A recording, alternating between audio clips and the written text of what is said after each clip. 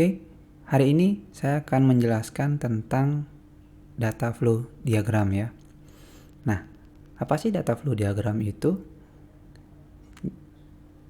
Data flow diagram itu adalah sebuah diagram yang menggambarkan aliran data pada sistem informasi ya.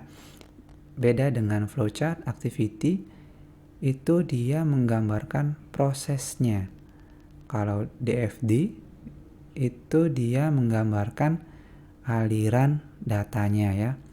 Jadi bisa dibedakan seperti itu ya. Nah, dalam pembuatan DFD itu ada dua model penggambaran yang digunakan ya. Jadi yang pertama itu punyanya Jordan and Code. Yang kedua ada Gain and Serson ya. Nah, secara konsep keduanya sama, namun dari penggambarannya agak berbeda sedikit ya. Misalnya, contohnya untuk proses ya. Nah, prosesnya kalau di Jordan and Code dia berupa lingkaran, kalau Gain and Serson dia berupa kotak rounded ya. Jadi di ujung-ujungnya rounded. Nah, ini adalah komponen pertama dari DFD, yaitu proses. Apa sih proses? Jadi, proses itu adalah sebagai tempat untuk mentransformasi input menjadi output ya. Jadi biasanya di setiap proses bisnis itu pasti akan ada input, lalu ada proses, lalu ada outputnya ya. Contohnya misalkan ada proses penjualan, ada proses peminjaman buku, ada proses menghitung gaji, dan ada proses mencetak KRS. Ya, dan lain-lainnya. Mungkin nanti teman-teman membuat sistem yang lain itu pasti ada prosesnya. Selanjutnya ada data store ya. Data store ini adalah tempat untuk menyimpan data ya.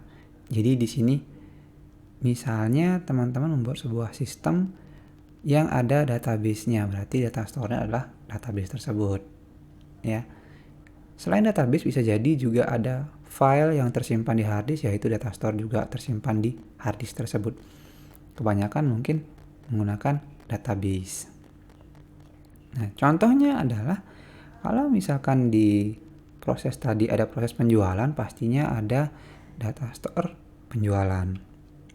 Kalau prosesnya peminjaman buku atau perpustakaan, mungkin ada data buku, lalu ada data gaji, dan ada data KRS. Ini contoh data store. Mungkin nanti ada data store yang lainnya lagi. Selanjutnya ada flow ya. Nah, flow itu menggambarkan alur data sistem. Jadi di sini kemana aliran data itu akan berjalan selanjutnya digambarkan dengan flow ya. Ini teman-teman mau gambar flow kotak gitu atau lurus atau lengkung juga tidak masalah. Yang penting jelas alirannya kemana ya. Selanjutnya ada external entity atau kita sebut biasanya adalah entitas ya. Nah, entitas ini adalah objek yang berhubungan langsung dengan sistem. Misalnya entah itu dia orang atau departemen mungkin atau dan lainnya ya. Yang penting dia objek yang berhubungan langsung dengan sistem. Contohnya misalkan ada kasir ya. Jadi yang berhubungan langsung dengan sistem penjualan ya kasir. Salah satunya ya. Yang kedua ada admin perpustakaan itu misalnya. Yang ketiga ada departemen HRD. 4 ada mahasiswa ya, ini contoh ya. Nanti kalau teman-teman membuat sistem informasi pasti ya lebih banyak lagi. Untuk membuat DFD itu ada aturan yang harus teman-teman perhatikan ya. Jadi yang pertama itu dalam pembuatan DFD itu tidak ada proses yang hanya memiliki output ya. Contohnya seperti ini. Jadi ada proses terus tiba-tiba ada output. Itu gimana ceritanya? Ya. Jadi sekali lagi tidak ada proses yang hanya memiliki output. Jadi yang benar adalah seperti ini. Ada input, ada proses, ada output. Oke? Aturan yang kedua adalah sebaliknya, tidak ada proses yang hanya memiliki input. Misalnya seperti ini. Ya, ada input, ada proses, terus tiba-tiba gak ada output. Ya nggak selesai prosesnya ya. Itu mau ngapain gitu. Nah, yang benar lagi-lagi ada input, proses, ada output. Aturan yang ketiga, data tidak boleh mengalir dari data store langsung ke data store ya. Nah, seperti ini. Jadi dari data store itu langsung ke data store itu nggak boleh. Harus ada prosesnya. Data store, proses, lalu ke data store. Itu untuk aturan yang ketiga. Aturan yang keempat adalah data tidak boleh mengalir dari data store langsung ke entitas. Contohnya seperti ini. Dari data store itu langsung ke entitas itu nggak boleh ya. Jadi lagi-lagi harus ada prosesnya. Input, proses, output. Nah itu nanti setelah outputnya itu mau disimpan ke data store, silahkan. Aturan yang kelima yaitu data tidak boleh mengalir dari entitas langsung ke data store. Ya ini kebalikan nomor 4 tadi ya. Jadi dari entitas itu langsung ke data store itu nggak boleh juga. Yang benar adalah entitas, proses, data store. Oke. Selanjutnya adalah, ini harusnya nomor 5 ya. Data tidak boleh mengalir dari entitas ke entitas ya. Jadi seperti ini juga nggak boleh ya. Harus ke proses dulu. Bisa dipahami ya, itu untuk aturannya pembuatan DFD. Nah ini saya berikan satu contoh kasus. Dimana kasusnya adalah sistem informasi perpustakaan. Nah di sini saya buatkan yang satu proses saja ya. Jadi hanya proses peminjaman saja. Dan ini prosesnya juga sangat-sangat sederhana sekali. Jadi yang pertama itu ada peminjam itu datang ke perpustakaan misalnya. Dia mencari buku di mana di sana sudah disediakan komputer gitu contohnya. Atau apa ya intinya itu peminjam dia kalau ingin mencari buku bisa cari di sistem yang sudah disediakan. Jadi dia akan memasukkan data bukunya. Misalnya dia ingin memasukkan judul buku, pengarang dan lain-lain. Nanti dia akan mendapatkan sebuah informasi lokasi bukunya. Lalu dia akan mengambil buku tersebut dan membawanya ke admin perpustakaan.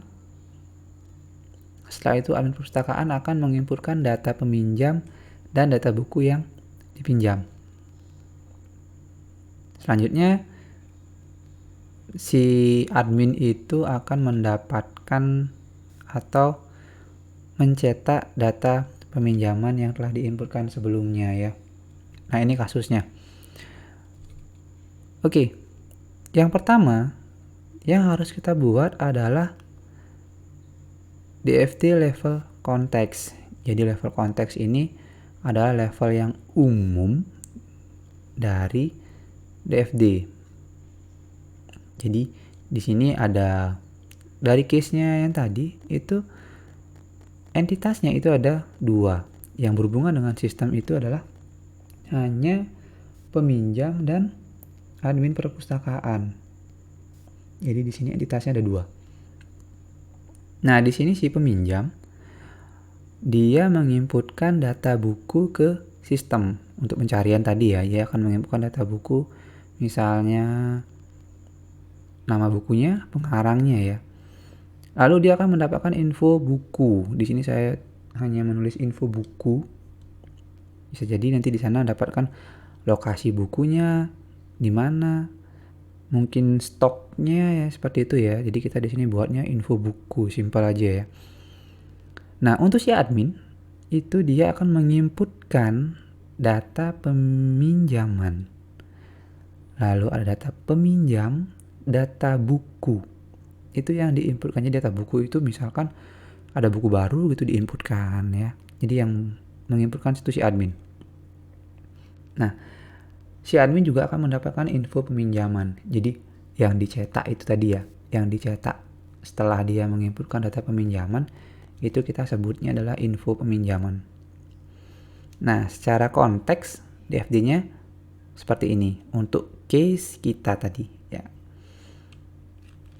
Selanjutnya, jika sudah mendapatkan level konteks, maka di sini kita bisa breakdown lagi di prosesnya. Jadi ini umum ya. Kita bisa breakdown lagi ke level 1. Nah, di sini level 1 kita bisa buatkan ada master data dan transaksi. Master data itu ya contohnya ya data buku tadi, data peminjam. Mungkin nanti ada data, kalau teman-teman buat sistem informasi penjualan, ada data barang, data pegawai, mungkin data kasir dan sebagainya, itu master data.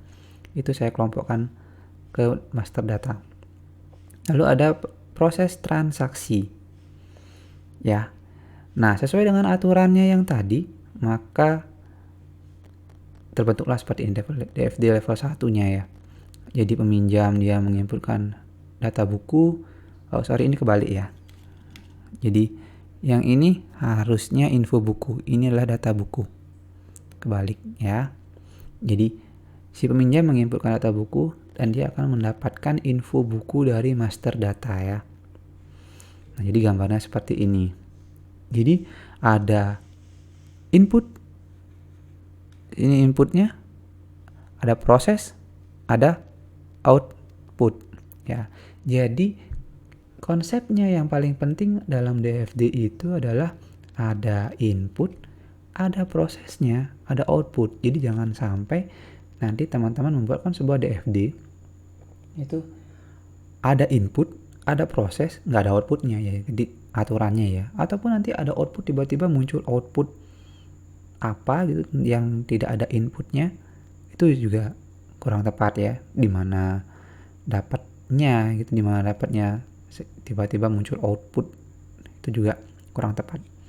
Jadi pastikan ketika kalian membuat sebuah DFD ada input, ada proses, ada output. Itu saja konsepnya. Nah, selanjutnya kita bisa breakdown lagi ke level 2 untuk master data. Jadi master data di breakdown lagi, ada mengelola data buku dan mengelola data peminjam. Karena tadi di case-nya kita hanya buat master datanya adalah data buku dan data peminjam. Nah, di dalam level 2 kita juga sudah bisa munculkan data store-nya. Jadi data buku ini dia akan disimpan di dalam database buku, dan data peminjam juga disimpan dalam database peminjam. Oke, ini untuk level 2 yang master data. Selanjutnya, nah ini untuk yang level 2 transaksi peminjamannya. Jadi proses peminjaman itu dilakukan oleh si admin dengan menginputkan data peminjaman, di mana data buku dan data peminjamnya itu diambil dari proses master data yang tadi yang sudah diinputkan sebelumnya. Ya, jadi di sini prosesnya mengalir itu ya. Nah, di proses peminjaman itu si admin akan menginputkan data peminjam. Jadi contohnya dia akan menginputkan tanggal peminjamannya, mungkin tanggal pengembalian ya, dan sebagainya itu. lalu dia akan mendapatkan info peminjaman. Ya, di sini teman-teman tidak mesti ya menggunakan data peminjam ataupun info peminjaman. Ya, ini hanya sekedar penamaan. Teman-teman bisa memberikan nama apa saja yang bisa menggambarkan datanya ya. Jadi agar tidak rancu gitu ya. Asal jangan memberikan nama yang aneh-aneh. Jadi yang melihat juga bisa paham datanya seperti apa nanti. Ya. Oke, jadi untuk materinya DFD, untuk teorinya seperti ini. Semoga bisa dipahami. Selanjutnya kita akan coba untuk buat menggunakan toolsnya, yaitu Power Designer di video selanjutnya ya.